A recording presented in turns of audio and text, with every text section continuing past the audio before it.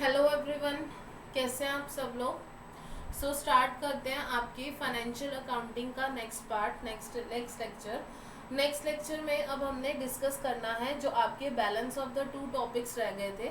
मैंने आपको chapter number 5 में से 3 टॉपिक्स करवाने थे टोटल, जिसमें से हम फर्स्ट लेक्चर में ऑलरेडी सेल्स टैक्स का टॉपिक जो है वो डिस्कस कर चुके हैं। नेक्स्ट टॉपिक है आपका डिस्काउंट्स का और रिटर्न्स। ये 2 टॉपिक्स हमारे पेंडिंग अभी पड़े हैं जो हमने इस लेक्चर में डिस्कस करने हैं। अब सबसे पहले हम रिटर्न्स की बात करते हैं। तो रिटर्न्स का मतलब सेल रिटर्न और परचेज रिटर्न। ठीक है, ऑब्वियसली अगर मैं कस्टमर को गुड्स सेल कर रही हूँ तो वो रिटर्न भी करेगा मुझे, और कस्टमर को गुड्स अगर मैं परचेज कर रही हूँ, सप्लायर से गुड्स अगर मैं परचेज कर रही हूँ तो वो मैं उसको रिटर्न भी करूँगी। तो अब इस लेक्चर में हमने समझना है कि परचेज रिटर्न और सेल्स रिटर्न की जो एंट्रीज हैं वो किस तरह से फ्रेम होंगी। अगर मैं इस टॉपिक की पेपर के पॉइंट ऑफ व्यू से बात करूं तो ये टॉपिक आपको पेपर में इंडिविजुअल तो नहीं आएगा, चांसेस बहुत कम है, बट दूसरे टॉपिक्स के साथ कंबाइन होके ये आता है। कैसे? सपोज करो आपको सेल्स टैक्स के साथ जो है वो इसका डिस्काउंट का ट्रीटमेंट या रिटर्न्स का ट्रीटमेंट आ जाता है। ठीक है, डिस्काउंट्स के क्वेश्चन तो इंडिविजुअल लेवल पे आ जाते हैं, इंपॉर्टेंट टॉपिक है हमारा। या फिर आपको डिस्काउंट्स के साथ जो है वो इसका आ जाता है क्वेश्चन। बात करते हैं ट्रीटमेंट की। तो ट्रीटमेंट की अगर मैं बात करूं तो सबसे पहले मैं आपको सेल्स के बारे में बताऊंगी। देखो, सेल्स में हमारी जो सेल्स है वो कैश पे भी हो सकती है और क्रेडिट पर भी हो सकती है। ओरिजिनल एंट्री फ्रेम करेंगे पहले। ओरिजिनल एंट्री मतलब जब सेल्स हुई थी तब, एंड नेक्स्ट रिटर्न हुई तब क्या एंट्री होगी। तो देखो, जब भी कैश की सेल हुई तो ओरिजिनल एंट्री आपने क्या पास की होगी? आपने ओरिजिनल एंट्री पास की होगी डेबिट कैश अकाउंट या बैंक अकाउंट, अगर बैंक के थ्रू पेमेंट रिसीव हुई है तो, और क्रेडिट सेल्स अकाउंट। अब जब एंड ये हमें रिटर्न आया, रिटर्न मतलब मैंने सेल्स की और मुझे सेल्स रिटर्न आया तो एंट्री फ्लिप होनी चाहिए लॉजिकली तो देखें तो यानी कि आपकी एंट्री क्या हो जाएगी? आपकी एंट्री हो जाएगी डेबिट सेल्स रिटर्न अकाउंट आप यूज करोगे। ठीक है, debit sales return account use करोगे। एंड क्रेडिट क्या करोगे? क्रेडिट आप करोगे कैश या बैंक अकाउंट। मैम, इनके नेचर की अगर हम बात करें तो इनके नेचर क्या होगा? मतलब जो देखो, सेल्स क्या है? आपकी इनकम है। क्यों? इनकम हमने क्या पढ़ा था बेसिक्स में, लास्ट लेक्चर में इनकम हमने पढ़ा था anything which increases your equity. Income का मतलब ये था। अब इनकम मुझे बेनिफिट आ रहा है तो इसका मतलब क्या हुआ? सेल्स इनकम इंक्रीज हुई तो क्रेडिट कर दी। सिमिलरली सेल्स रिटर्न, जो कैश है मेरा एसेट है वो जा रहा है, तो इस केस में ये मेरा एक्सपेंस होगा। मैं दोबारा से रिपीट कर दूं, इनकम मतलब anything which is increases your equity, which increases your net assets, और एक्सपेंसेस मतलब एनीथिंग जो आपकी इक्विटी को डिक्रीज करेगा, आपके एक तरह से मैं एक प्रॉफिट को डिक्रीज करेगा, आप ऐसे समझो। अब सिमिलरली बात करते हैं क्रेडिट सेल्स की। तो क्रेडिट सेल्स के केस में आपने एंट्री क्या फ्रेम की थी? Original entry debit receivables account, क्योंकि आपको कैश तो रिसीव हुआ नहीं है तो आपने डेबिट किया था रिसीवेबल्स अकाउंट, और क्रेडिट क्या किया था? आपने क्रेडिट किया था, आपने क्रेडिट किया था सेल्स अकाउंट। तो यहाँ पे भी आपकी जो रिटर्न की एंट्री होगी वो क्या होगी? आपकी रिटर्न की एंट्री हो जाएगी debit sales return account. Logic वही है, एक्सपेंस है तो डेबिट करेंगे, एंड क्रेडिट जो रिसीवेबल्स हैं वो कम कर देंगे, क्योंकि अब ये रिसीवेबल नहीं आना तो क्रेडिट रिसीवेबल अकाउंट। ये आपकी क्या हो जाएगी? ये आपकी सेल्स रिटर्न की in case of credit sales entry हो जाएगी। सो अगर आपके नोट्स की बात करें तो आपके नोट्स में भी देखो मैंने यही दिया हुआ है आपकी एंट्री, ये when sales are made for cash, तो एंट्री क्या थी? Debit cash account and credit sales account. ठीक है, when sales are made on cash which are return, जो सेल रिटर्न हो गया तो एंट्री क्या हुई? Debit sales return on credit cash account. ये आपकी एंट्री हो गई। अब अगर क्रेडिट सेल्स की बात करोगे तो क्रेडिट सेल्स के केस में ओरिजिनल एंट्री क्या थी, debit receivables credit sales account, and आपकी जो रिटर्न की एंट्री क्या होगी, debit sales return account credit receivables account, debit sales return account credit receivables account. So ये आपकी एंट्री होगी, ठीक है, सेल्स के केस में। अब बात करते हैं परचेज के कॉन्टेक्स्ट में कि परचेज के कॉन्टेक्स्ट में आपकी एंट्री जो है वो क्या फ्रेम होगी।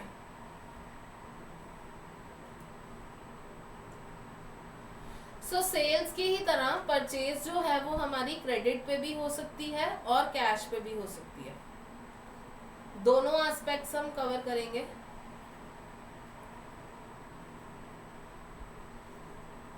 ओरिजिनल एंट्री और एंट्री रिटर्न। देखो जब आपकी कैश पे परचेजेस हुई तो ओरिजिनल एंट्री आपने क्या पास की होगी, ओरिजिनल एंट्री आपने पास की होगी debit purchase account, expense book किया होगा ना, एंड क्रेडिट कैश अकाउंट और bank account, credit cash account और बैंक अकाउंट, ठीक है। अब जब ये रिटर्न हुआ तो एंट्री क्या होगी, एंट्री फ्लिप होनी चाहिए, फ्लिप मतलब उल्टी होनी चाहिए, तो एंट्री हमारी होगी डेबिट पर कैश अकाउंट या bank account, sorry credit purchase return account,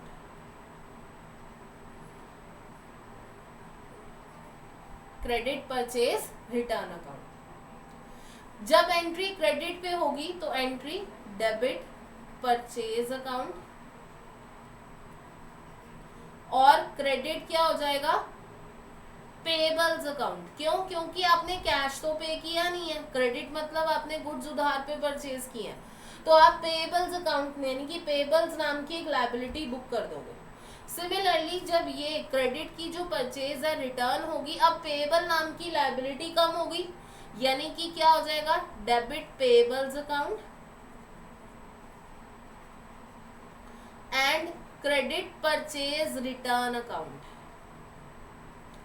अब सिमिलरली सेल की तरह भी यहाँ पर अगर हम नेचर ऑफ अकाउंट समझें तो क्या होगा, परचेज आपका क्या है, एक्सपेंस है, एक्सपेंस आपने इंक्रीज किया, परचेज रिटर्न क्या है, आपकी इनकम है, परचेज रिटर्न आपकी इनकम है, ठीक है। इस बात का आपने ध्यान रखना है, नोट्स में भी हमें यही दिया गया है, आपके नोट्स में देखो जब आपने कैश की परचेज की तो एंट्री क्या फ्रेम की, debit purchase account and credit cash या बैंक अकाउंट। जब यही कैश की परचेजेस रिटर्न हुई तो आपने एंट्री क्या फ्रेम की, debit cash account credit purchase return account. ये आपकी एक तरह से इनकम हो गया, ये आपकी एक तरह से क्या माना जाएगा, इनकम। क्रेडिट का परचेज जब रिकॉर्ड करोगे तो debit purchase credit payables, payables नाम की एक लायबिलिटी बुक करोगे, बट जब आपने ये रिटर्न ले ली, परचेजेस रिटर्न कर दी, तो पेबल्स नाम की लायबिलिटी कम होगी, दैट वाई मैं पेबल्स क्या कर दूंगी, डेबिट कर दूंगी, एंड क्रेडिट क्या कर दूंगी, परचेज रिटर्न अकाउंट। इस तरह से आपकी purchase returns and sales returns की एंट्री फ्रेम होंगी। कुछ भी टेक्निकल नहीं है इस टॉपिक में, आपको जस्ट एंट्रीज जो है वो अच्छे तरह से समझ के जाना है। अब नेक्स्ट बात करते हैं डिस्काउंट की, ठीक है। डिस्काउंट का जो टॉपिक जो है वो हमारा थोड़ा सा टेक्निकल टॉपिक है, ये आपको समझना पड़ेगा, तो ध्यान से समझना। अब डिस्काउंट्स के टॉपिक में देखो, जो आपके पास डिस्काउंट्स हैं वो 2 टाइप्स के होते हैं। डिस्काउंट आपके पास 2 तरह के होंगे। First one is discount allowed,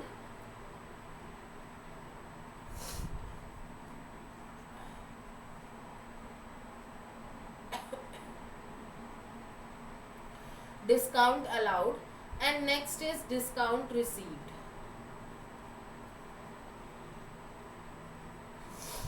देखो डिस्काउंट अलाउड का मतलब हमने डिस्काउंट अलाउ किया, हम डिस्काउंट अलाउ कब करेंगे, सेल पे करेंगे ऑब्वियसली, है ना। तो जब हम अपने कस्टमर को डिस्काउंट देंगे तो दैट्स वाई ये सेल्स वाला डिस्काउंट है, ये हमने अलाउ किए, ये हमारे लिए एक्सपेंस है। क्यों, क्योंकि अगर 100 की कॉस्ट थी गुड्स की, उस पर मैंने 20 डिस्काउंट दे दिया, 80 रुपीज़ ही अब मुझे रिसीव होने हैं, तो 20 मुझे क्या पड़ गया, 20 मुझे खर्चा पड़ गया यहाँ पे, तो एक्सपेंस हो गया।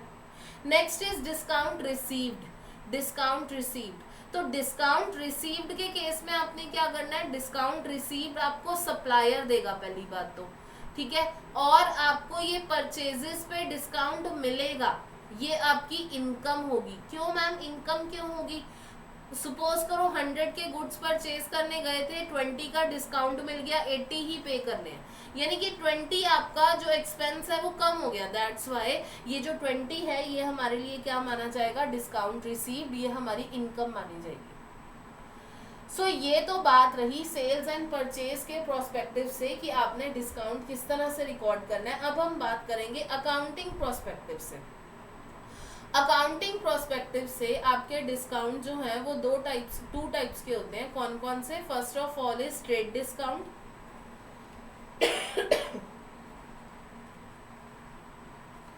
Second is settlement discount, trade discount and settlement discount. सबसे पहले बात करते हैं ट्रेड डिस्काउंट की। देखो ट्रेड डिस्काउंट हम कब देते हैं, ट्रेड डिस्काउंट हम देते हैं जब मुझे कस्टमर को गुड्स परचेज करने के लिए अट्रैक्ट करना है।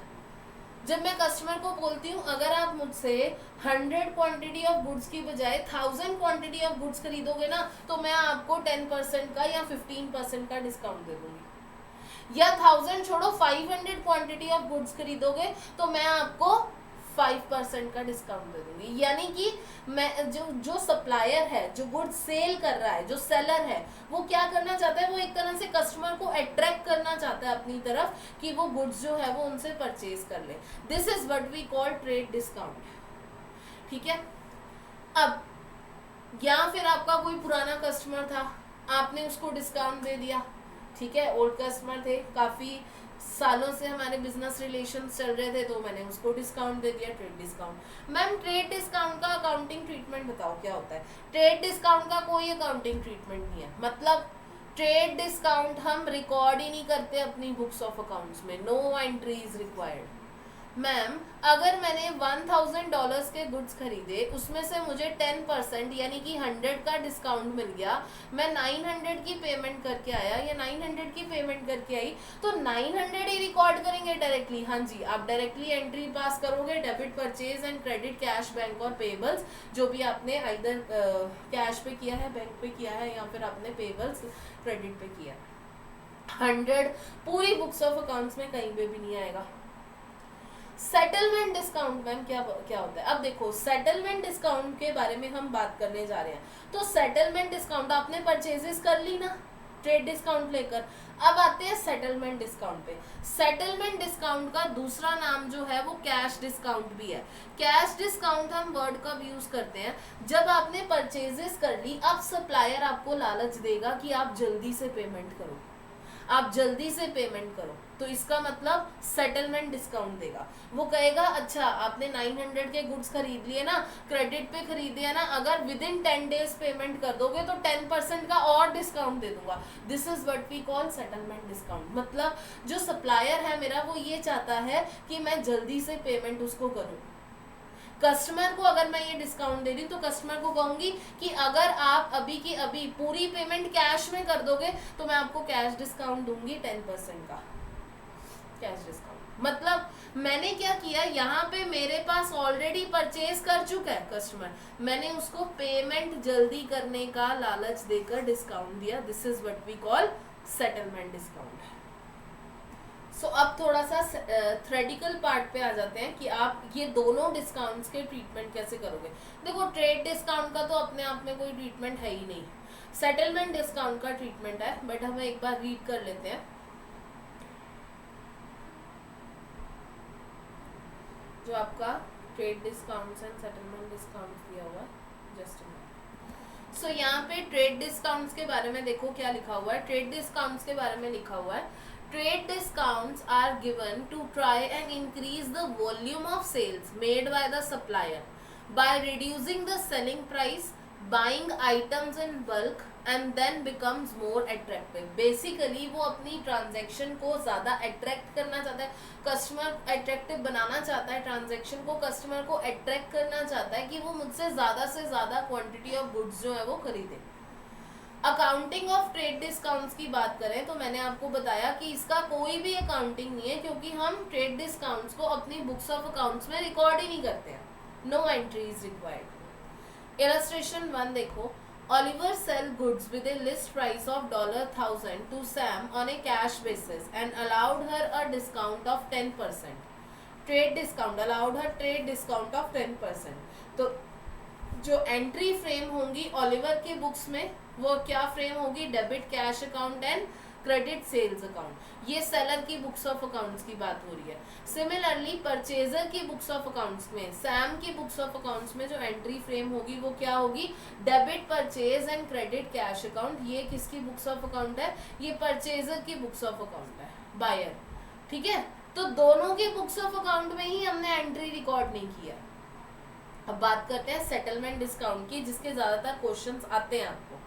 तो settlement discount, this type of discount encourages credit customers to pay for goods and services purchase quicker than may otherwise do. अब यहाँ पे बात होती है पेमेंट की. आपसे गुड्स परचेज कर चुके हैं ऑलरेडी कस्टमर, अब पेमेंट की जब बात आ रही है तब मैं उसको क्या दे रही हूँ? डिस्काउंट दे रही हूँ. सो सेटलमेंट डिस्काउंट की अकाउंटिंग पढ़ते वक्त मैं आपको दो चीज़ों के बारे में बता दूं. क्या कि आप लोग ये अकाउंटिंग दो एस्पेक्ट से पढ़ोगे. First of all seller prospective, कि सेलर की बुक्स ऑफ अकाउंट्स में क्या हो रहा है. नेक्स्ट इज बायर प्रोस्पेक्टिव, कि बायर की बुक्स ऑफ अकाउंट्स में क्या हो रहा है. जो हमारा मेन पॉइंट है वो सेलर वाला पॉइंट है. सेलर की बुक्स ऑफ अकाउंट्स में जो रिकॉर्डिंग होती है उसके बारे में हमने डिस्कस करना है. बायर का जो पॉइंट ऑफ व्यू है वो इजी है. सेलर की बुक्स ऑफ अकाउंट्स में क्या चल रहा है ये मैं आपको एक एग्जांपल के थ्रू समझाऊंगी, एंड उसी एग्जांपल से आपको समझ आ जाएगा कि सेलर अपनी बुक्स ऑफ अकाउंट्स में सेटलमेंट डिस्काउंट को किस तरह से रिकॉर्ड कर रहा है. ये थोड़ा डिफरेंट होगा जो आप नॉर्मल अकाउंटिंग, इंडियन अकाउंटिंग में पढ़कर आए हो. ठीक है, अब देखो एग्जाम्पल लेते हैं. पहले एग्जाम्पल क्या है? एग्जाम्पल सपोज करो आपने एक कस्टमर है आपका ए. अब आप अपने आप को सेलर समझो, हम क्योंकि हम सेलर प्रोस्पेक्टिव डिस्कस करने जा रहे हैं. ठीक है, आपका एक कस्टमर है ए, आपने उसको गुड्स सेल किए हैं कितने के? जिसकी कॉस्ट है $10 लाख की. आपने ये जो सेल की है ये किस डेट को की है? आपने ये सेल की है 1 जनवरी 2022 को. आपने अपने कस्टमर ए को सेटलमेंट डिस्काउंट ऑफर किया. आपने क्या कहा कि मैं आपको डिस्काउंट दूंगा 10% का. 10% यानी कि 10 लाख का 10% यानी कि 1 लाख का डिस्काउंट दूंगा, और टोटल आपको 9 लाख की पेमेंट रिसीव होगी अगर वो डिस्काउंट अवेल कर लेता है तो. बट आपने ये डिस्काउंट की कंडीशन क्या रखी? आपने ये डिस्काउंट की कंडीशन रखी if the payment is made with in 10 days. अगर पेमेंट जो है वो विद इन 10 डेज में वो कर देता है तो आपका जो अमाउंट है वो 10% से रिड्यूस हो जाएगा. यानी कि आप अगर ट्रांजैक्शन डेट हमारी 1 जनवरी है तो अगर 10 जनवरी से पहले हमारी पेमेंट रिसीव हो गई तो हम 9 लाख का डिस्काउंट रिकॉर्ड करेंगे, वरना नहीं करेंगे. अब इस डिस्काउंट को रिकॉर्ड करने का जो तरीका है ना वो थोड़ा सा डिफरेंट है आपकी नॉर्मल जो अकाउंटिंग में आप लोग पढ़ कर आए. ठीक है, अब मैम रिकॉर्ड कैसे करना है फिर? तो आप क्या करो, आप पहले, मैं एक यहाँ पे सिनेरियो लेती हूँ फर्स्ट. अब जो भी कस्टमर आपके पास आ रहा है, either he is a new customer और ही इज अ, या फिर वो आपका पुराना कस्टमर है. तो मैंने क्या लिया, मैंने एक सिचुएशन ले ली. फर्स्ट केस क्या है? आपने एक्सपेक्टेशन, आपकी क्या है एक्सपेक्टेशन? ये है कि पर्सन जो है वो डिस्काउंट अवेल कर लेगा. मैम क्या मुझे ये एक्सपेक्टेशन लेना ज़रूरी है? हाँ जी बिल्कुल, आपको ये एक्सपेक्टेशन लेना ज़रूरी है. क्यों? क्योंकि आप इसी के हिसाब से 1 जनवरी की जो अपनी एंट्री है वो फ्रेम करोगे. ठीक है, सो मैंने 1 जनवरी को, अब देखो 1 जनवरी को मैं एंट्री क्या फ्रेम करूँगी, यहाँ पर ये जरूरी है देखना।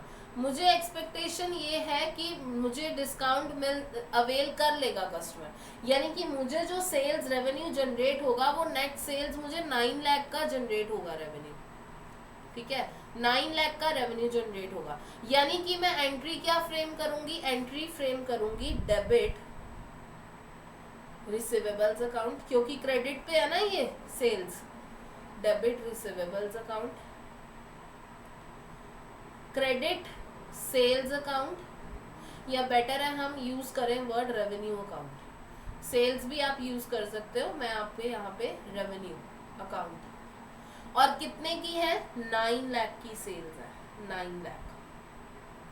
मैम आपने डिस्काउंट तो रिकॉर्ड किया ही नहीं, नहीं रिकॉर्ड करूंगी ना, मैंने क्या बोला, मैं डायरेक्टली रिकॉर्ड नहीं करूंगी डिस्काउंट को, मैं एक्सपेक्टेशन के हिसाब से उसका रेवेन्यू बुक कर देती हूँ।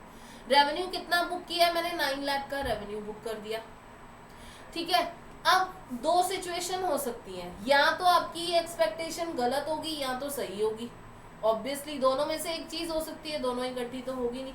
चलो हम दोनों सिचुएशन की एंट्रीज डिस्कस करेंगे, ठीक है। सपोज करो आपकी ये एक्सपेक्टेशन जो है वो ट्रू हो गई, फर्स्ट सिनेरियो, यानी कि उसने पेमेंट मुझे 10 जनवरी से पहले पहले कर दी, क्योंकि हमारी एक्सपेक्टेशन ये थी ना कि वो डिस्काउंट अवेल कर लेगा। आपने पेमेंट जो है उसने 8 जनवरी 2022 को कर दी।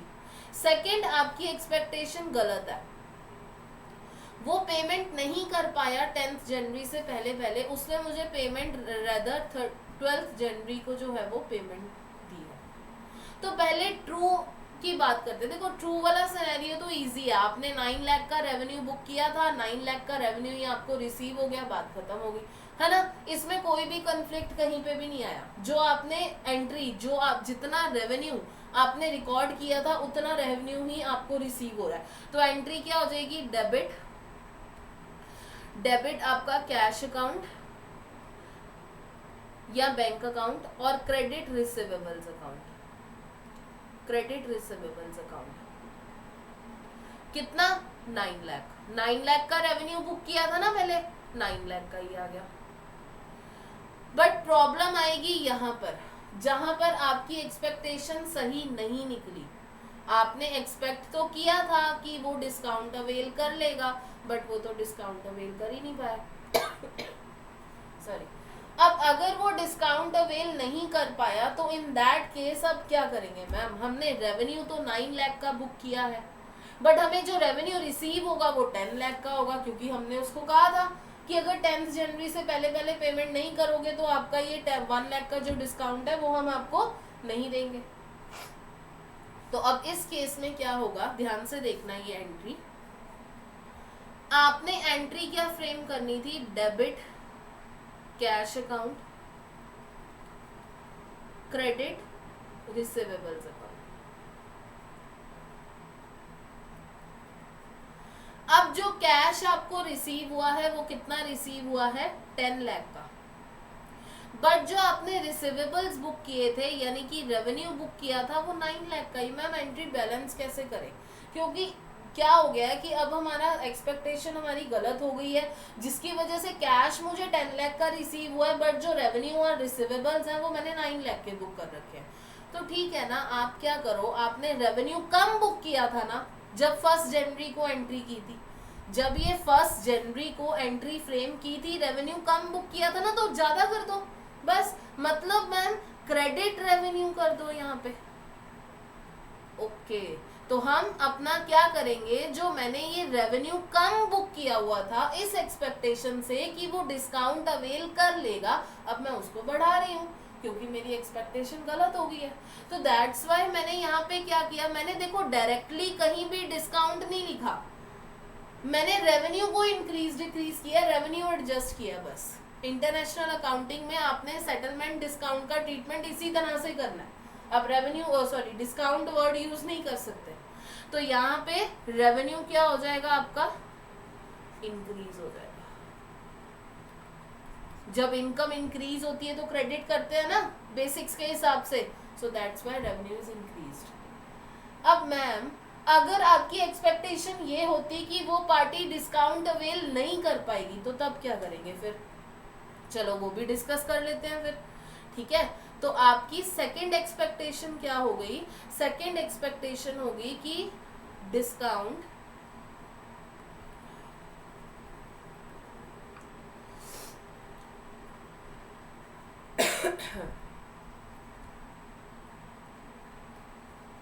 डिस्काउंट इज नॉट अवेलेबल, यहाँ पे will not be available.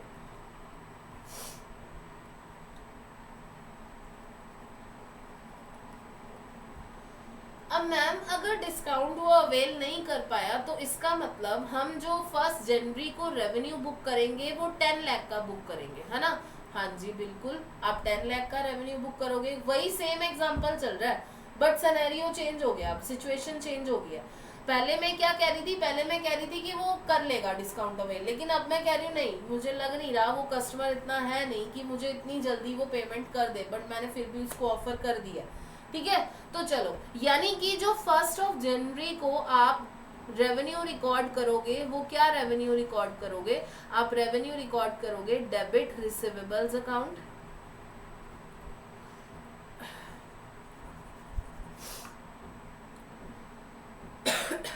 Debit receivables account and credit sales account. तो मैम हम अब काम करते हैं 10 लाख का रेवेन्यू रिकॉर्ड कर देते हैं। हाँ जी बिल्कुल, 10 लाख का रेवेन्यू आप रिकॉर्ड कर दोगे। अब मैम यहाँ पे भी 2 सिनेरियोस बन सकते हैं क्या? कि मेरी एक्सपेक्टेशन जो है वो यहाँ तो सही हो सकती है, मतलब उसने सही में डिस्काउंट अवेल नहीं किया। तो अगर उसने सही में डिस्काउंट नहीं अवेल किया इसका मतलब वो पेमेंट जो करेगा वो 10 जनवरी के बाद करेगा। हाँ जी बिल्कुल, सपोज उसने पेमेंट 12 जनवरी 2020 को होगी। या फिर मेरी एक्सपेक्टेशन गलत भी हो सकती है, हो सकता है कि मेरी एक्सपेक्टेशन के मतलब अलावा उसने जो है वो पेमेंट मुझे पहले कर दी, सपोज करो 8 जनवरी को पेमेंट कर दी। अब याद रखना सिचुएशन 1 और सिचुएशन 2 इकट्ठे नहीं होंगी, दोनों में से एक ही होगा। आप एक्सपेक्टेशन या तो ये लगाओगे वो देगा लेगा डिस्काउंट या नहीं लेगा, दोनों सिचुएशंस नहीं आ सकती हैं। ठीक है, तो अब उसके बाद अगर आपकी सिचुएशन आपकी एक्सपेक्टेशन जो है वो ट्रू है फिर तो कोई चक्कर ही नहीं है ना। आपने 10 लाख का रेवेन्यू रिकॉर्ड किया था, 10 लाख का रेवेन्यू ही आपको रिसीव हुआ, तो दैट्स वाई आपकी जो एंट्री थी वो क्या जाएगी? डेबिट कैश अकाउंट या बैंक अकाउंट, अगर आपने बैंक से पेमेंट रिसीव की है। और क्रेडिट क्या हो जाएगा आपका? Credit receivables account, credit receivables account. कितना? 10 लाख बुक किया था, 10 लाख ही आ गया, बट फिर से प्रॉब्लम कहाँ क्रिएट हो गई? यहाँ पे क्रिएट हो गई। क्यों? क्योंकि आपने रेवेन्यू कितने का बुक किया हुआ है? 10 लाख का बुक किया हुआ है, बट आपको रेवेन्यू अब आएगा कितना? 9 लाख का। अब आपको रेवेन्यू कम आएगा, अब आपको रेवेन्यू कम आएगा। आपने ये एक्सपेक्ट किया था नहीं कस्टमर इतना है नहीं अच्छा, आपका डिस्काउंट नहीं अवेल कर पाएगा, बट आपकी एक्सपेक्टेशन से उल्टा कस्टमर अच्छा निकल गया, 9 लाख का डिस्काउंट जो है 9 लाख का जो है आपकी पेमेंट कर गया। तो इस केस में मैम हमने जो नॉर्मल एंट्री फ्रेम करनी थी वो ये करनी थी डेबिट कैश अकाउंट और bank account and credit receivables account.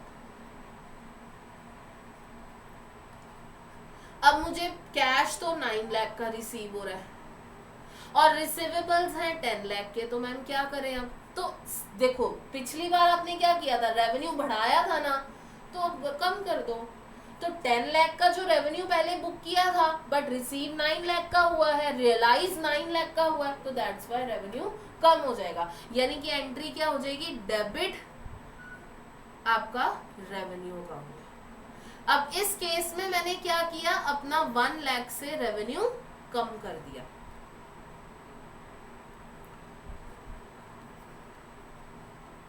Revenue is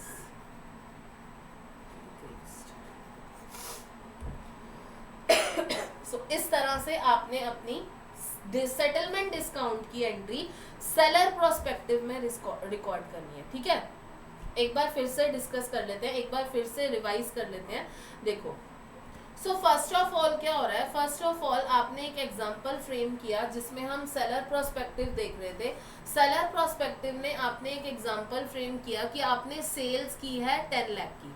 आपने सेल्स कितने की है, आपने सेल्स की है 10 लाख की, 1 जनवरी 2022 को की है।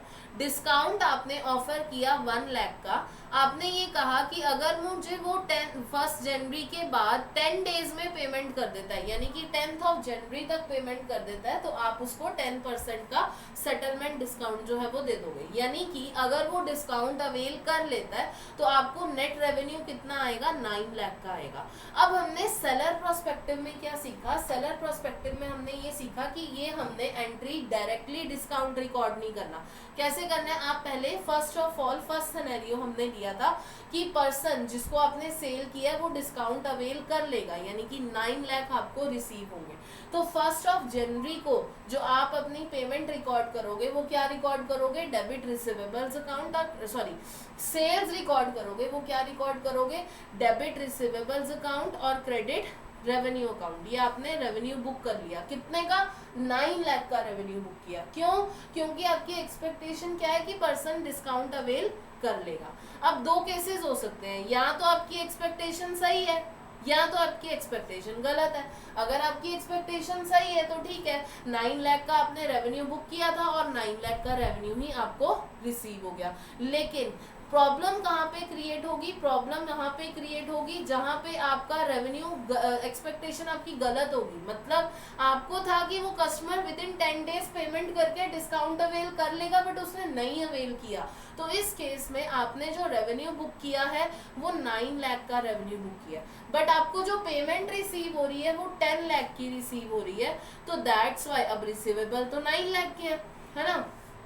तो हमने क्या करना है, हमने रेवेन्यू को इंक्रीज कर देना है क्रेडिट रेवेन्यू करके, रेवेन्यू को इंक्रीज कर देना है। सिमिलरली सेकेंड सिचुएशन भी हमने डिस्कस की। सेकेंड सिचुएशन में हमने क्या डिस्कस किया कि आपको लगता है कि कस्टमर डिस्काउंट अवेल नहीं कर पाएगा, यानी कि आपको टोटल 10 लाख की पेमेंट रिसीव होगी।